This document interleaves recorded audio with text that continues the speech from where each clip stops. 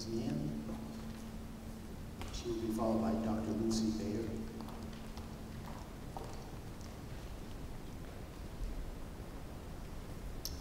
My name is Ellen Murphy-Meehan, and I'm with the Healthcare Access Coalition. Thank you, Attorney General Martha Coakley and the Department of Public Health for holding these hearings tonight. The Healthcare Access Coalition, on whose behalf I am speaking tonight, is a group of concerned caregivers and safety net providers who serve some of the most impoverished communities in Massachusetts, in Dorchester, Lawrence, Fall River, and Brockton, the very same communities many of the Caritas hospitals serve. We understand firsthand how difficult it is to maintain access to affordable, quality health care under current conditions. We are the lower cost, higher access providers who serve the same communities Caritas serves.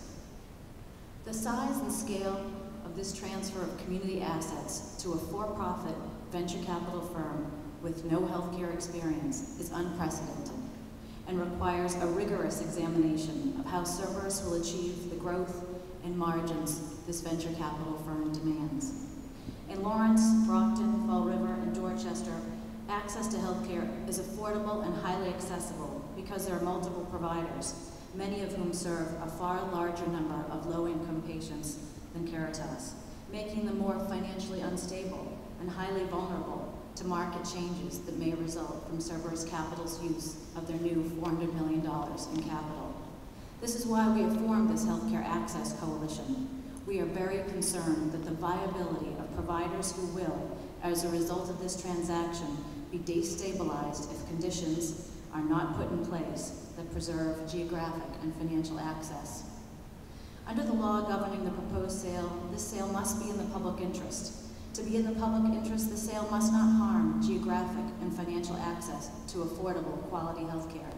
Community health centers and community hospitals are tremendous assets and essential components of the healthcare safety net in Massachusetts. The Attorney General and Department of Public Health should condition this sale upon specific enforceable healthcare access requirements that prevent diminished access to care and preclude the destabilization of the health safety net. Despite our tremendous success in expanding health coverage in Massachusetts, we have a very fragile health safety net. Care provided to low-income populations in our Commonwealth is poorly compensated. Consequently, urban providers have fewer resources with which to provide care. Access is already threatened. As safety net providers and caregivers, we have many questions about the implications of this transfer on access, health status, and available services.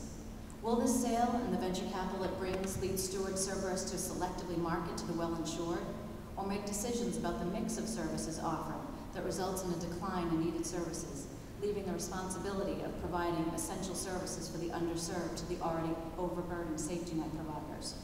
What are Cerberus Capital's intentions with regard to indigent and charity care? Unfortunately, Cerberus has not provided the Attorney General with this very important information, and therefore we are unable to discuss it tonight. Will Stewart Cerberus use the for-profit venture capital to engage in pricing practices or physician recruitment strategies to gain market share and profitability, rather than use the new capital to improve health care? We know with certainty they will, because the overtures to physicians aligned with Caritas competitors is well underway. Will Stewart Cerberus business practices seek market share gains and profitability that destabilizes safety net hospitals and community health centers? Is Stewart Cerberus committing to maintain these Caritas hospitals, which have served their communities for decades, for merely 3 years? They have committed to only 3 years. Is the for-profit buyer significantly underpaying for these community assets? And shouldn't we ensure that the fair value balance go into a fund to support needed care for vulnerable populations?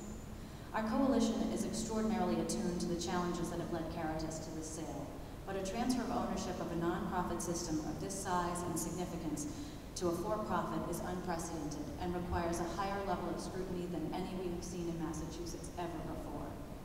We know that you will consider very carefully the implications of this sale and conversion on the safety net, whether a 3-year commitment is sufficient, and what conditions will ensure that we preserve access to care and prevent further erosion of the safety net. The Healthcare Access Coalition has developed a list of principles and concerns which we will submit in writing tonight with this testimony, and we will submit more specific recommendations in writing at a later date. We sincerely appreciate the time the Attorney General has provided with us tonight and look forward to continued engagement with the Attorney General's office and the Department of Public Health. Thank you. Thank you. Dr. Bear will be followed by Betsy.